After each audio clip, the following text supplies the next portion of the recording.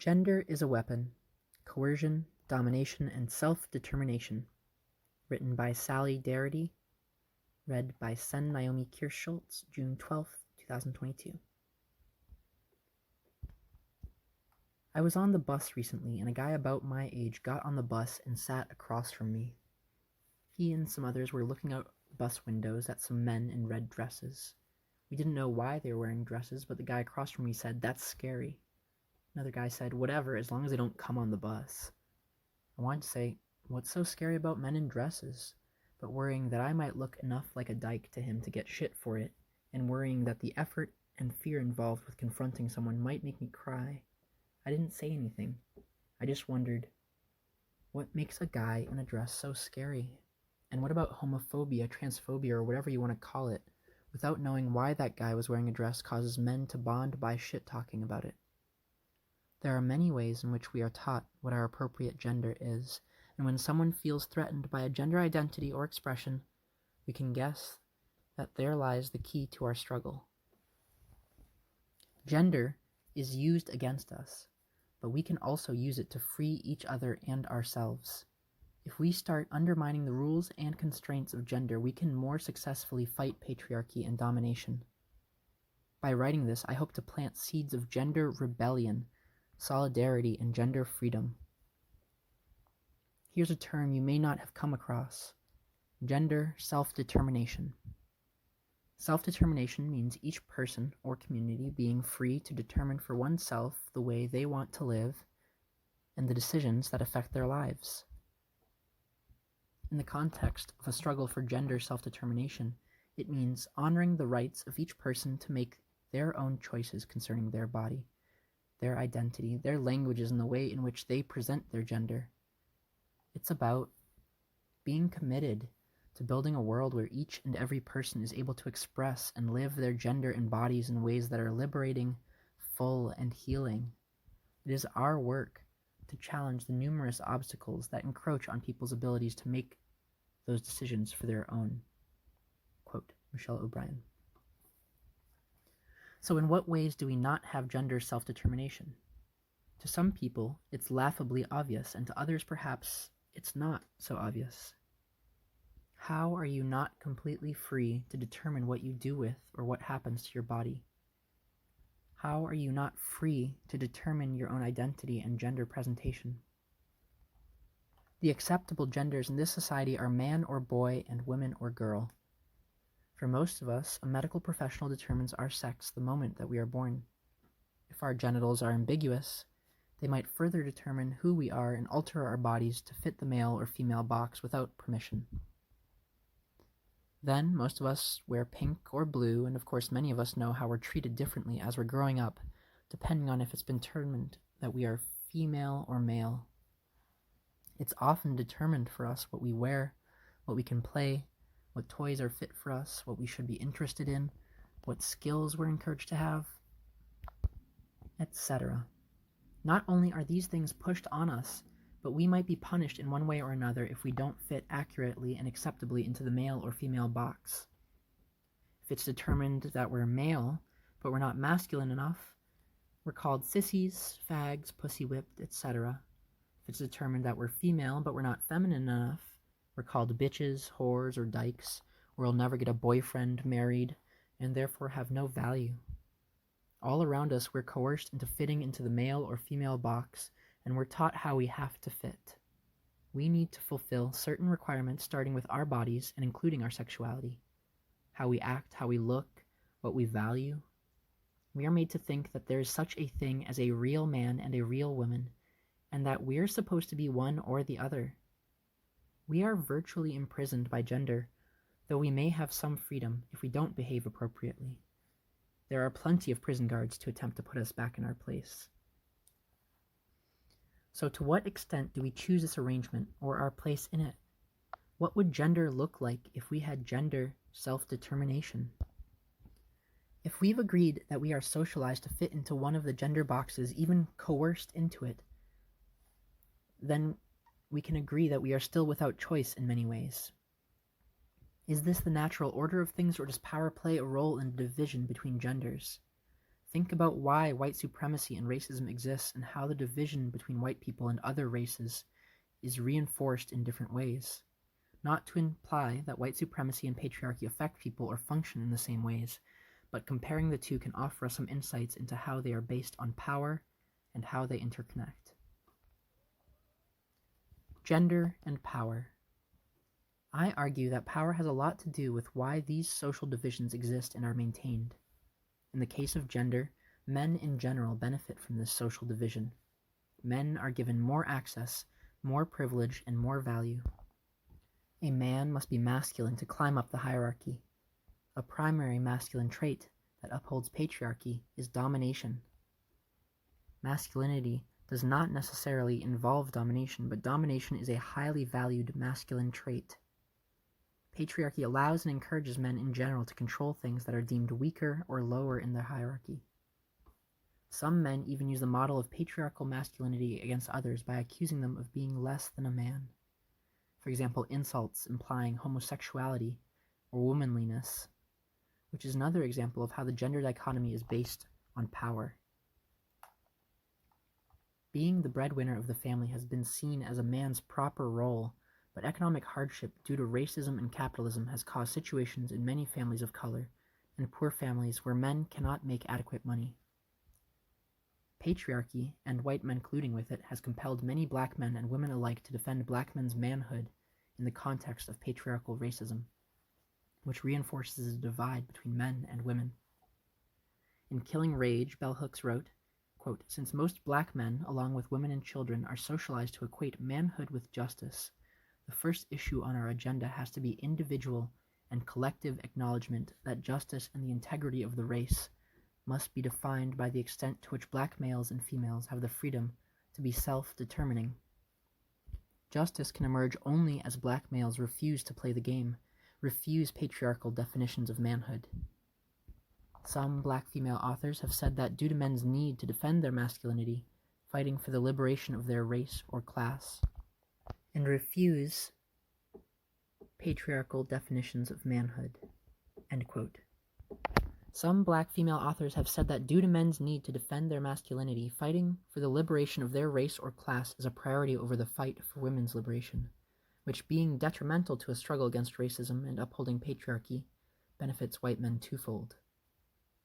Having to already deal with the patriarchal standards within their own ethnic groups, women of color also experience, to different degrees, being exoticized, sexualized, and otherwise dehumanized and treated as property by white people as well. It is the experience of many women that we are taught that the ideal womanhood is white, economically privileged womanhood. Think about images of women in the media and who is favored and who is not. Think about how having money and time affects a woman's ability to appropriately perform her femininity. Patriarchy basically means rule by men. This works in abstract and systematic ways as well as tangibly between individuals. It's about discrimination and especially about control and devaluation. It manifests as abuse, violence against women, disrespect, control of sexuality in women's bodies, objectification, beauty standards, devaluation of women's contributions, views, opinions, etc. Many feminists have argued simply that women are the oppressed and men are the oppressors. It's obviously more complex than that, and it is certainly white, straight, able, rich men that are in control, but some women, some queer people, people of color, and other minorities are gaining access to some of the privilege in a bigger way than they had before. Do they have to buy into the system to get in? Do they have to dominate others to gain and maintain that position? Certainly, the system that they are privileging from is based on exploitation, greed, competition, imperialism, and the hierarchy of social divisions. This system can succeed better by allowing a small number to access some of the wealth and power of the elite, and more people to lesser degrees. And this is because the often false promise and possibility of wealth and power, or at least more comfortable living, as well as, on the other side of the coin, the reality of working constantly and struggling just to survive, keeps people from resisting or fighting the systems of power and that which hold them up. In addition, scarcity of wealth and power makes people with any privilege feel threatened, causing them to hold on to any power that they have, keeping those social hierarchies in place. Capitalism white supremacy and patriarchy, with domination as their base, work in interlocking ways. Because of the complexity of which patriarchy must be viewed, we must consider patriarchy as not only the rule of men, but also the rule of those that are colluding in and practicing what is a value of patriarchal masculinity, domination. Or perhaps we should only use the term patriarchy when we are talking about the rule of men, and we should use the term gender oppression in other cases when related to gender. For men aren't the only ones benefiting from gender oppression. Heterosexual men and women privilege from the oppression of queer people. People who fit into their appropriate gender boxes better than others privilege from the oppression of people who cannot fit into those boxes.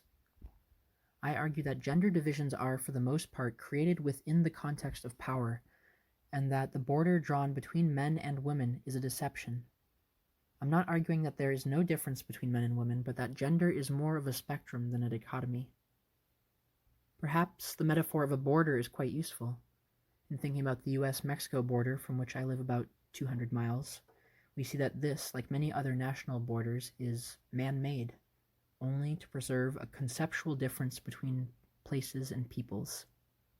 There are geographical differences, different people and cultures, but the border suggests that there is some absolute difference between that which is on either side. This also makes invisible those native and other peoples who live along the border. In the interest of those in power, borders create an us versus them mentality, while the reality of our differences outside of power relationships is trivial. Even if you believe that there is some biological or essential difference between men and women that is the cause for how different the ideas of, quote, real woman and, quote, real man are, it must be acknowledged that there is a wide variety of ways of being a woman or a man, and that there are people who identify as neither. The idea that there is some essential aspect of a woman that makes her different from a man can be argued against to some extent by the huge variety of experience of being a woman. Womanhood varies by race, class, age, sexuality, ability, size, more. Can you name one thing that all women and no one else share in common? And if so, does that erase the experience of anyone? Anyone who is intersex or transgender, for example? Essentialism, the idea that there are essential differences between two groups, is a problematic concept. It has been used against some non-white races for the purposes of eugenicist ideas, that people of color had criminal tendencies or less intelligence, and so they deserved to be forcibly sterilized. And of course it was the women and not the men who tended to be sterilized. Different people have critiqued gender essentialism and models of womanhood as based on race or class privilege, like in the case of white feminism. Quote, the hierarchical pattern of race and sex relationships already established in American society merely took a different form under, quote, feminism. The form of white women writing books that purport to be about the experience of American women, when in fact they concentrate solely on the experience of white women, wrote Bell Hooks in Ain't I a Woman? I do not wish to argue over human nature, but rather to put ideas of difference into the context of power and to bring to the forefront the realities of lives that are marginalized or made invisible. Generalizing is easy, and it is also easier to think in terms of simple categories.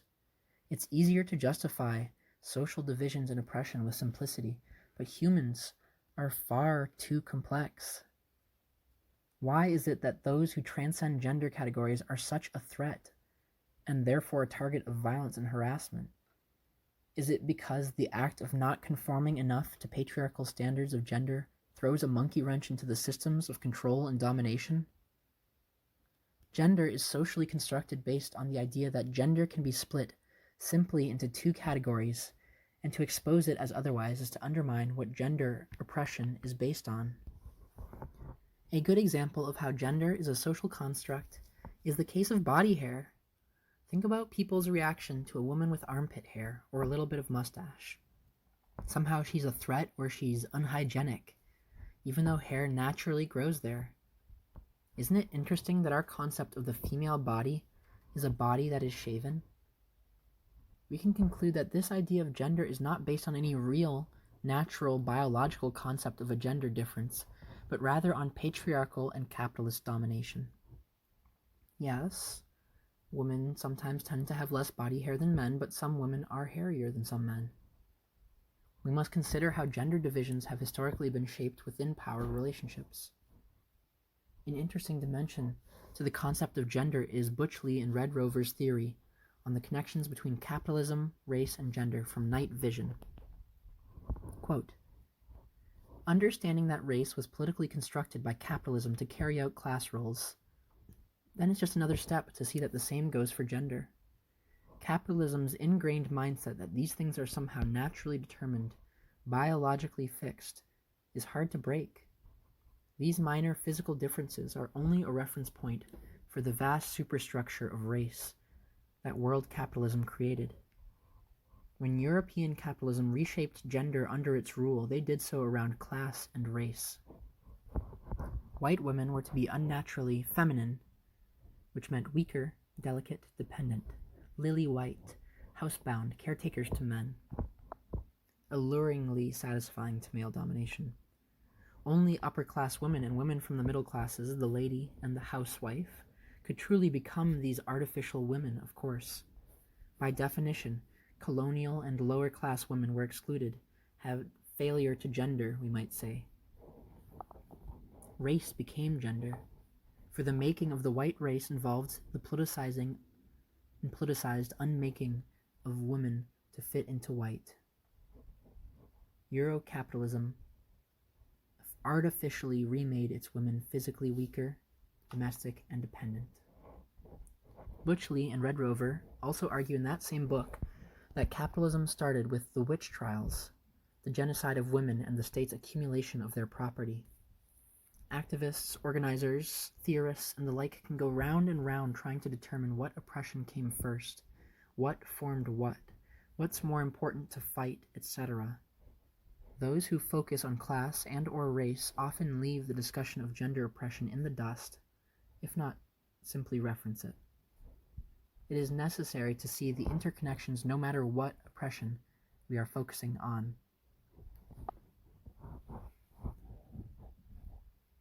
Section, Freedom for All Genders. In this context of these power relationships, it makes sense for any liberation movement to address the complex system of hierarchies. Narrowing our focus down to gender, how can we strive for freedom for all genders? All genders? Quote, we are a movement of masculine females and feminine males, cross-dressers, transsexual men and women, intersexuals born on the anatomical sweep between female and male, gender blenders, and many other sex and gender variant people, and our significant others.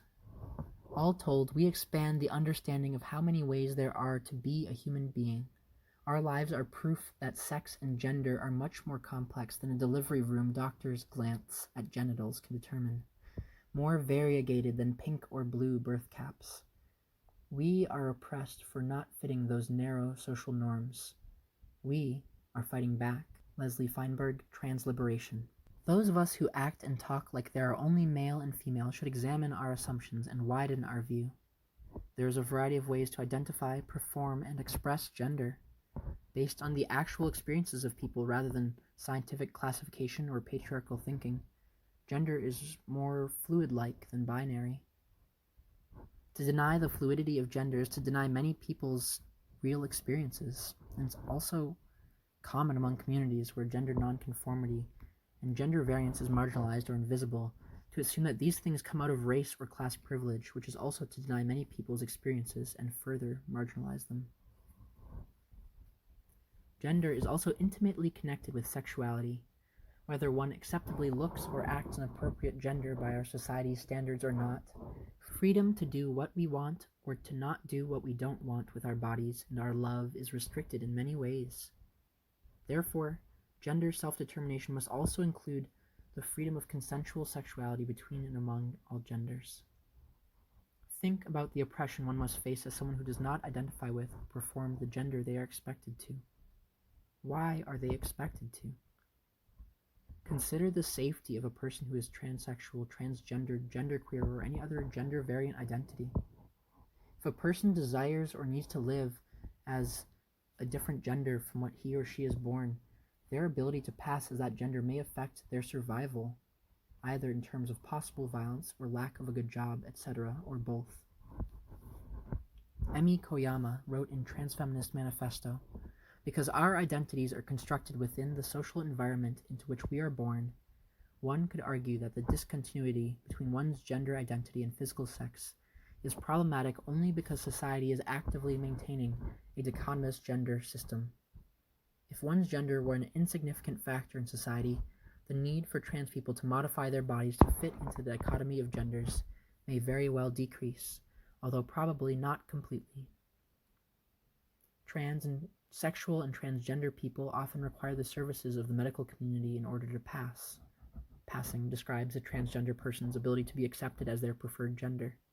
The term refers primarily to acceptance by people the individual does not know, or who does not know that the individual is transgender." Source Wikipedia. However, similarly to how being homosexual was and is considered to having a condition, often gender variant people are said to have gender dysphoria or gender identity disorder based on concepts of normal and abnormal. The medical establishment is also that which first determines our gender. Section: Institutionalized Gender Oppression. It is important to consider how the medical establishment is an institution of gender oppression. There is a history of patriarchal heteronormative development of Western medicine. The lack of respect for women and their choices, lack of non-sexist research on women's health, denial of female experiences such as PMS, lack of respect for queer people, even considering them crazy or diseased, lack of adequate AIDS research, affordable drug costs, lack of respect for intersex people, non-consensual mutilation of most or some intersex people, circumcision of most boys without consent, strict rules on how mothers should birth their babies, high-cost abortions, risky, unhealthy contraceptives, lack of appropriate education about and screening for HPV, which can cause cervical cancer, lack of respect for trans and other gender variant people, and on and on and on. Not to mention that being poor or brown compounds the disrespect and lack of proper care and access. This is an example of institutionalized gender oppression. Institutionalized gender oppression can even be as simple as going to the bathroom. Many of us don't have to think about it. Or perhaps we're reminded of the story about how the Equal Rights Act was argued against because it was said that eventually men and women would have to share public bathrooms. What if you avoid going to the public restroom because you don't know if you are safe doing so? Many transsexual, transgender, and other gender variant people may not be able to pass as an appropriate gender to belong, quote-unquote, in one gendered restroom or the other. The reaction of other people is one situation which can be a matter of physical safety or harassment, or a weird expression on someone's face, but one can get fired or even arrested for entering the quote-unquote wrong bathroom. A report on bathrooms on the Transgender Law Center website stated, "Bathrooms reinforce the current gender system. Bathrooms are a daily structural reminder that we must know at each moment whether or not we identify as female or male. Male and female, these are our only choices. Why must we artificially divide the huge gender diversity into two groups? Why is it so important that we relieve ourselves with only those who are lumped into the same group as ourselves? What if you are gender variant and you have to go to jail or prison? Think strip searches, harassment, improper medical care, verbal and physical abuse. What about employment? Nearly every social institution is founded on the assumption that people can and will fit properly into their gender boxes. This is not freedom." Section: Gender Self-Determination. Quote, "The continued oppression of women proves only that in any binary there's going to be one up and one down. The struggle for equal rights must include the struggle to dismantle the binary." Gender Outlaw. Quote from Peggy Cornegger. "When we say we are fighting the patriarchy, it isn't always clear to all of us that that means fighting all hierarchy, all leadership, all government, and the very idea of authority itself." That's from the Anarchism, the Feminist Connection. We may be imprisoned by gender, but we can also use gender to set ourselves and each other free. We should address strict, rigid divisions of mutually exclusive genders as false and consider how they're used against people. This social division of genders, the gender dichotomy, is what patriarchy, homophobia, and transphobia are based on. Should we smash the gender dichotomy? Get rid of gender? In an essay called Politicizing Gender, Moving Toward Revolutionary Gender Politics, the author Carolyn wrote, "For many anti-authoritarians, there may be the temptation to smash gender or destroy gender roles. This may seem logical to some. However, I believe this too leads to an alternate form of authoritarianism. A gender revolution will only be meaningful if it substantively empowers everyone. Gender must be liberated, but we all must have a voice in what that means, not from an abstract, predetermined theory, but a synthesis of real people's experiences. From this, I believe we will see that many people find gendered roles liberating, while others experience serious oppression through these roles. Any strategy toward liberation must maintain the integrity of all of our experiences and be willing to question how different communities can accept divergent and antagonistic needs without creating an atmosphere of punishing silences and real violence." End quote. The struggle for gender self-determination should include the dismantling of the gender dichotomy, but not to the extent that gender identities are replaced by androgyny or genderlessness, that any gender identities are prohibited, nor that people who conform to accepted ways of being male or female are looked down upon.